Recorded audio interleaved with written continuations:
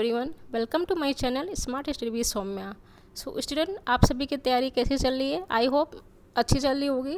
और आज की वीडियो में हम पेपर सॉल्व करने वाले हैं 2019 का मैथ और साइंस का जो पार्ट आता है। ठीक है, पेपर 2 में जो पूछा जाता है अपर प्राइमरी लेवल पे, उसमें हम मैथ और साइंस का पेपर सॉल्व करेंगे आज सेक्शन। और इसके पहले के सारे भी प्रीवियस ईयर पेपर मेरे चैनल पे अपलोड हो सके हैं, तो आप जाकर देख सकते हैं। आप UP TET previous year paper solution by smart study with Saumya search करेंगे यूट्यूब पे, तो आप मेरे चैनल पे सभी आपको प्रीवियस ईयर पेपर सॉल्यूशन मिल जाएंगे। ठीक है, with correct answer and explanation. So सभी वीडियो देखने के लिए चैनल को सब्सक्राइब अगर अभी तक नहीं किया है तो जल्दी से सभी बच्चे चैनल को सब्सक्राइब कर लीजिए। और अगर आप बेहतर तैयारी करना चाहते हैं तो बेल आइकन को भी प्रेस कर लीजिए, जिससे कि कोई मेरी वीडियो मिस ना हो। और अगर आपको वीडियो पसंद आए तो लाइक कीजिए, सपोर्ट कीजिए चैनल को, और ज़्यादा से ज़्यादा बच्चों को शेयर भी कर दीजिए अपने फ्रेंड्स ग्रुप में, जिससे कि और भी बच्चे तैयारी कर सकें। तो चलिए आज पेपर देख लेते हैं अपना। आज का पेपर हमारा पेपर 2 है, जो कि 2019 में पूछा गया था यूपी टेट में।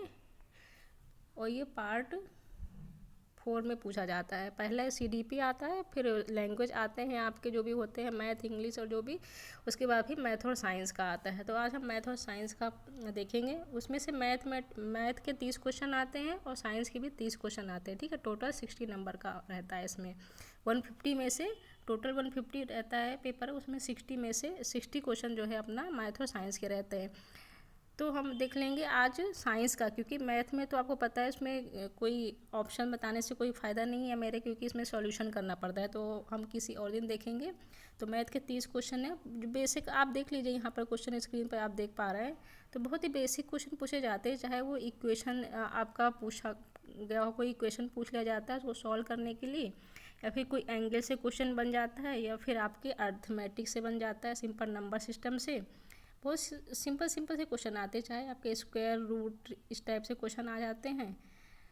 तो बहुत ही ज़्यादा टफ इसका मैथ्स नहीं आता। ठीक है, तो मैथ जो है अपना किसी और दिन पेपर सॉल्व करेंगे। इसको सॉल्यूशन के साथ आपको देखना है, ऑप्शन बताने से मेरे कुछ नहीं होगा, ऑप्शन बताने से कोई याद नहीं करना। ठीक है आपको। तो हमारा साइंस के 30 क्वेश्चन देख लेते हैं इसमें। तो साइंस में जो है हमारे 121 121 क्वेश्चन नंबर से स्टार्ट होते हैं हमारे साइंस के क्वेश्चन। ठीक है, तो चलिए हम साइंस का क्वेश्चन सॉल्व करते हैं, जो कि टोटल 30 क्वेश्चन रहेंगे। पहला क्वेश्चन है हमारा, कैल्शियम कौन प्रदर्शित करता है? ये जो 4 रिएक्शन दी हुई हैं आपको, इसमें से पूछा गया है कि विच रिप्रेजेंट कैल्सिनेशन। ठीक है, कैल्सिनेशन कैल्सिनेशन जो प्रोसेस होता है वो कौन सी रिएक्शन है? इसमें जो 4 रिएक्शन दी हुई हैं, कैल्सिनेशन प्रक्रिया आपसे पूछी गई है। तो इसमें आपका जो है करेक्ट ऑप्शन कौन सा हो जाएगा? कैल्सिनेशन जो है आपका ऑप्शन नंबर 1। ऑप्शन नंबर 1 में क्या दिया हुआ है? MgCO3 plus MgO plus CO2। ठीक है, MgCO3 जो है रिएक्ट करेगा, इसको तोड़ेंगे आप, तो इसमें MgO और CO2 टूटता है ये रिएक्शन। ठीक है, तो आपका कैल्सिनेशन प्रक्रिया अपना इक्वेशन 1 आपको शो कर रही है, आपका ऑप्शन 1 करेक्ट हो जाएगा यहाँ पे। फिर हमारा क्वेश्चन नंबर 122 है। 122 में पूछा गया है कि कौन सी रंगहीन गैस लेड एसीटेट पेपर को काला कर देती है? 122 में तो आपका यहाँ पर H2S गैस होती है। ठीक है, फिर निम्न यौगिकों पर विचार कीजिए। इन यौगिकों में से कौन सा इलेक्ट्रॉस नहीं है? तो इसमें आपके फर्स्ट, थर्ड एंड फोर्थ, मतलब कि आपका BF3 और CO2 और PCl5, ये जो है तीनों गैस जो है आपकी इलेक्ट्रॉस नहीं है। अब इलेक्ट्रॉस नहीं, अगर आपको हिंदी में नहीं पता तो इंग्लिश में इनको क्या कहते हैं? इलेक्ट्रोफाइल्स। ठीक है, इलेक्ट्रोफाइल्स आपसे पूछा गया था, तो आपका BF3 होता है, CO2 होता है और PCl5, इसमें 2 वाला करेक्ट हो जाएगा हमारा। फिर हमारा देख लेते हैं, ये सभी केमिस्ट्री के क्वेश्चन अभी आ रहे हैं साइंस में। ठीक है, तो 124 में पूछा गया है, निम्नलिखित में से नाभिक स्नेही योगज अभिक्रिया के लिए सबसे अधिक क्रियाशील कौन सा है? तो इसमें हमारा ऑप्शन 1 ही करेक्ट हो जाएगा, NO2CHO। ये वाला जो है ऑप्शन 1 हमारा करेक्ट है यहाँ पर। फिर पूछा गया है 125 में आवर्त श्रेणी के एक वर्ग में ऊपर से नीचे की ओर आने पर, तो आवर्त श्रेणी में जो हम पीरियोडिक टेबल में ऊपर से नीचे आते हैं अप से डाउन लेकर, तो कौन सी चीज़ें उसमें होती हैं? तो इसमें विद्युत ऋणात्मकता के मान में कमी आती है, ये भी सही है। परमाणु त्रिज्या में वृद्धि होती है, हाँ ये भी सही है। जैसे जैसे परमाणु संख्या का नंबर, एटॉमिक नंबर इंक्रीज होता है ना जैसे जैसे, तो आपका जो है ये भी इंक्रीज होता है परमाणु त्रिज्या, ठीक है। उसके अलावा जो है आयनन एंथैल्पी के मान में कमी आती है। तो यहाँ पर आपका ए, बी और सी तीनों सही है, तो हमारा ऑप्शन 1 करेक्ट हो गया। और इंग्लिश में इसमें देख लेते हैं। इसमें तो आपको पूछा गया था, इसमें the value of electronegativity decreases, atomic radius increases and the value of ionization enthalpy decreases, ठीक है। तो हमारा ऑप्शन 1 यहाँ पर करेक्ट हो गया। नेक्स्ट क्वेश्चन है हमारा, ये फिजिक्स का क्वेश्चन है 126। Which one of the following is not an electromagnetic wave. जो EM वेव मतलब कि इलेक्ट्रोमैग्नेटिक वेव होती हैं, तो उनमें से कौन सी नहीं है। ये जो 4 एग्जाम्पल दिए हुए हैं, तो इंफ्रा नहीं है, या माइक्रोवेव नहीं है, या अल्ट्रासोनिक नहीं है, या फिर एक्सरेज नहीं है, कौन सी नहीं है। तो आई होप ये सब आप सभी को पता होगा, इसमें अल्ट्रासोनिक नहीं होगी, ठीक है, क्योंकि अल्ट्रासोनिक आपकी साउंड वेव होती है, ना कि इलेक्ट्रोमैग्नेटिक वेव। बाकी इंफ्रा, माइक्रोवेव और एक्सरेज ये सभी जो है इलेक्ट्रोमैग्नेटिक वेव होती है। क्यों होती है? क्योंकि उनको किसी माध्यम की ज़रूरत नहीं होती है, ठीक है। जो इलेक्ट्रोमैग्नेटिक वेव होती हैं उन्हें, लाइट भी एक आपका EM वेव मतलब कि इलेक्ट्रोमैग्नेटिक वेव ही है, इसको माध्यम की आवश्यकता नहीं होती, ये वैक्यूम में भी ट्रेवल कर सकता है। ओके, तो हमारा ऑप्शन यहाँ पर 2 सही था। फिर पूछा गया है angle of dip at magnetic equator of earth. Angle of dip पूछा गया है, हिंदी में देख लेते हैं। पृथ्वी के चुंबकीय भूमध्य रेखा पर नतिकोण का मान क्या होता है, ये पूछा गया है। तो ये 0 डिग्री होता है। ऑप्शन 4 यहाँ पर करेक्ट हो गया आपका। फिर 128 में पूछा गया है डेसिबल क्या है। डेसिबल तो आई थिंक सभी को पता होगा, ये आप जो साउंड होती है ना उसको मापने की इकाई होती है, यूनिट होती है, ठीक है। तो आपके ध्वनि स्तर को मापने की इकाई होती है। किरचॉफ धारा नियम किसके संरक्षण पर आधारित है। किरचॉफ लॉ आपने पढ़ा होगा ना इलेक्ट्रिक वाले चैप्टर में, साइंस में, तो उसमें होता है किरचॉफ लॉ। उन्होंने 2 लॉ दिए थे, एक करंट लॉ होता है, एक वोल्टेज लॉ होता है, 2 लॉ थे किरचॉफ के। तो इसमें से पूछा गया कि किरचॉफ धारा नियम जो है किसके संरक्षण पर आधारित है। तो हमारा 2 करेक्ट हो गया। आवेश, इंग्लिश में भी देख लेते हैं इसको क्या बोलते हैं। ये हमारा चार्ज पर आधारित है, ठीक है, किरचॉफ्स करंट लॉ। फिर हमारा पूछा गया है the kinetic energy of a particle having mass m is E। किसी भी पार्टिकल की काइनेटिक एनर्जी E है, तो इसका मोमेंटम पूछा गया है। तो मोमेंटम इसका फॉर्मूला होता है P = √2mE। ये डायरेक्ट आपको फॉर्मूला याद रखना है, ठीक है। इसका जो है डेरिवेशन भी होता है, बट डेरिवेशन से कोई मतलब नहीं है, आपको ये फॉर्मूला ही डायरेक्ट याद होना चाहिए, न्यूमेरिकल पे भी यूज होता है। P = √2mE, ऑप्शन 1 करेक्ट हो गया। फिर पूछा गया है which is the aquatic bryophyte. Hindi में पूछा गया है निम्न में से कौन जलीय ब्रायोफाइट है, 131 क्वेश्चन में। तो इसमें अधिक्सिया फ्लूटेंस, ऑप्शन 2 आपका करेक्ट है, यही हमारा जलीय ब्रायोफाइट है, ठीक है। 132 में पूछा गया है निम्नलिखित में से कौन पूर्ण स्तंभ परजीवी है। 132 में परजीवी पूछा गया है। तो पूरी तरीके से परजीवी हमारा अमर बेल है, जो कि दूसरे पौधों पर बेल जैसी जो लिपट नहीं जाती उसे अमर बेल का पौधा है, एक तरीके से होता है। तो ये हमारा अमर बेल जो है एक तरीके से पूर्ण परजीवी है। तो हमारा ऑप्शन 4 यहाँ पर करेक्ट हो गया।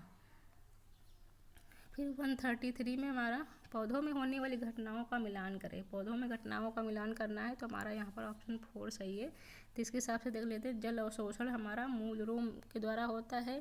फिर खनिज अवशोषण हमारे एपिब्लोमा के द्वारा होता है।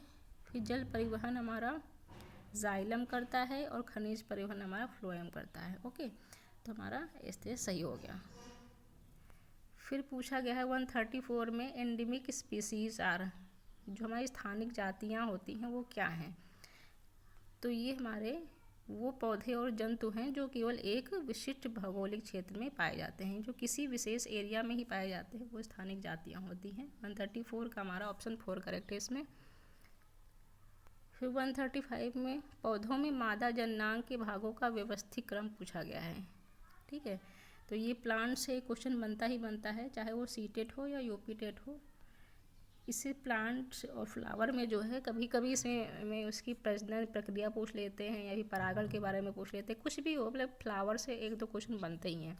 इसमें मैं जो है मादा जननांग के बारे में पूछा गया है। तो ये वर्तिका, वर्तिकाग्र, अंडाशय और पुष्पासन, ये सभी जो है मादा जननांग में पाए जाते हैं, स्त्री केसर के भाग होते हैं, ठीक है। फिर हमारा 136 में पूछा गया है अयस्क कॉपर पाइराइट का सांद्रण किया जाता है। जो कॉपर पाइराइट हमारा ओर होता है, अयस्क होता है, उसका सांद्रण किस प्रक्रिया से से करते हैं तो इसका जो है फेन उत्प्लवन विधि के द्वारा किया जाता है। ठीक है। 137 पूछा गया है 2 मेथिल प्रोपेन में 3 डिग्री कार्बन की संख्या क्या होती है, तो उसमें 3 होती है। फिर पूछा गया है 138 क्वेश्चन है हमारा। नेक्स्ट क्वेश्चन IUPAC नाम पूछा गया है। जो स्ट्रक्चर दिया हुआ है ये, इसमें आपका IUPAC नाम पूछा गया है। तो IUPAC नाम हमें जो है आपका प्रोसेस आपने पढ़ा होगा, केमिस्ट्री में आपने पढ़ा होगा IUPAC नाम कैसे फाइंड करते हैं। तो इसका जो है गिवन स्ट्रक्चर का नाम है हमारा आइसोप्रोपिल मेथिल ईथर। ये जो हमारा स्ट्रक्चर है इसका IUPAC नाम पूछा गया है। कार्बन के बाद श्रृंखल हेतु बंध ऊर्जा पूछा गया है कितनी होती है, तो ये हमारा SI यहाँ पे करेक्ट हो जाएगा। सिलिकॉन बोलते हैं इसे। ठीक, कार्बन के बाद श्रृंखलन हेतु बांध ऊर्जा है सिलिकॉन। इसको इंग्लिश में देख लेते हैं क्या क्वेश्चन है। The bond energy of catenation next to carbon is, तो ये हमारा सिलिकॉन हो गया। फिर 140 नंबर क्वेश्चन थोड़ा सा बड़ा सा है बट फिर भी देख लेते पढ़ते हैं क्या क्वेश्चन है हमारा। इसमें पूछा गया है पदार्थ X के NX मोल को पदार्थ Y के NY में घोला जाता है तो क्या पाया जाएगा। ये ऑप्शन दे हुए हैं ABCD, पढ़ लेते हैं इनको। ऑप्शन ए दिया हुआ है पदार्थ X तथा Y के मोल अंशों का योगफल 1 होता है, सही है। X का मोल अंश का फॉर्मूला दिया हुआ है, ये भी सही है। X के मोलों की संख्या अपॉन विलयन के मोलों की संख्या। और C में दिया है Y का मोल अंश हो जाएगा NY अपॉन NX पर NY, ये भी सही है। तो हमारा यहाँ पर D ही सिर्फ गलत है, तो हमारा सही पूछा गया है। तो हमारा ऑप्शन ए यहाँ पर 1 सही हो गया। A, B और C तीनों आपका फॉर्मूला सही है। ठीक है। मोल के बारे में ये फॉर्मूले तीनों दिए हैं, ये आपको याद होने चाहिए। केमिस्ट्री का क्वेश्चन है।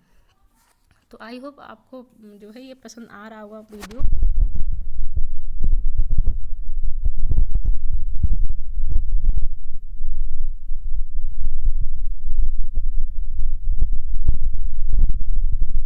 एग्जाम की कराई जाती है।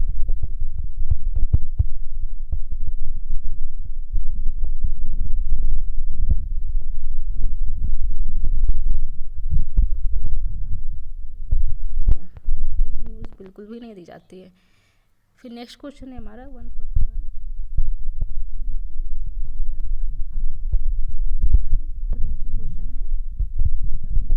ठीक है। विटामिन डी कहाँ से मिलता है, सन से मिलता है, सभी को पता है। ओके। और इसकी कमी से कौन सा रोग होता है, रिकेट्स होता है।